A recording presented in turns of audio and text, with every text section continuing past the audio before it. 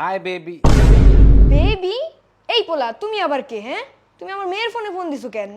Aunty আমি আপনার মেয়ে সুমাইয়ার বয়ফ্রেন্ড। এ আল্লাহ, কওটাও কি? হ্যাঁ, বয়ফ্রেন্ড মানে কি? এই পোলা, তোমার সাহস কিভাবে হয়? হ্যাঁ, তুমি আমার মেয়ের সাথে কথা বলো। আসলে আমি ওরে ভালোবাসি আন্টি, আমি ওরে বিয়ে করতে চাই। এই পোলা, তুমি কি বলো এগুলো? হ্যাঁ, তুমি তোমার চেহারা আয়নায় দেখছো? তুমি আবার আমার মেয়ের বিয়ে করতে চাও? ও তাই নাকি আন্টি?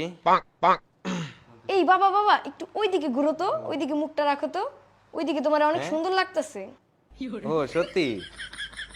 আয় হায়, আমি তো খেয়ালই করি নাই, তোমার তো মুখে এই পাশ করলে একদম শাহরুখ খানের মতো হ্যাঁ ঠিক লাগতেছে। আছে ঠিক আছে। আর হচ্ছে আমাদের মনে করেন বাসায় হচ্ছে প্রত্যেকটা রুমে ডেকোরেশন সেমই, বুঝছেন? মানে প্রত্যেকটা রুমে সেম জিনিসগুলাই আছে। আর হচ্ছে আমি স্পেশালি একটা রুম করব, মানে আমার রুম করা আছে আমার শাশুড়ি আম্মার জন্য। মানে ভবিষ্যতে যে আমার শাশুড়ি হবে তার জন্য একটা স্পেশাল রুম করে রাখছি। সেটাও মানে সেমই, বুঝছেন? সেটাও সেমই, আমাদের প্রত্যেকটা রুমের ডিজাইন প্রায় সেমই। আরে হ্যাঁ, তোমার মতো একটা ছেলেই তো আমার মেয়ের জন্য খুঁজতেছি। আচ্ছা বাবা, তুমি আমাদের বাসায় কবে আসবে তোমার আম্মুকে নিয়ে? এই তো আসবো আন্টি, আসবো।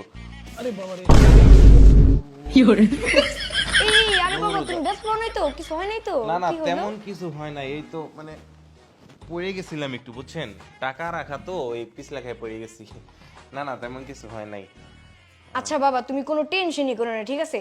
সুমাইয়ার আব্বা যদি না মানে তাও তোমরা পালাই যাবা, আমি তোমাদের সাহায্য করব, ঠিক আছে? ওকে আন্টি, ওকে ওকে। আরে আন্টি না, শাশুড়ি মা ও, বলো, কি যে আচ্ছা বলো। ওকে শাশুড়ি আম্মা। আসসালামু আলাইকুম।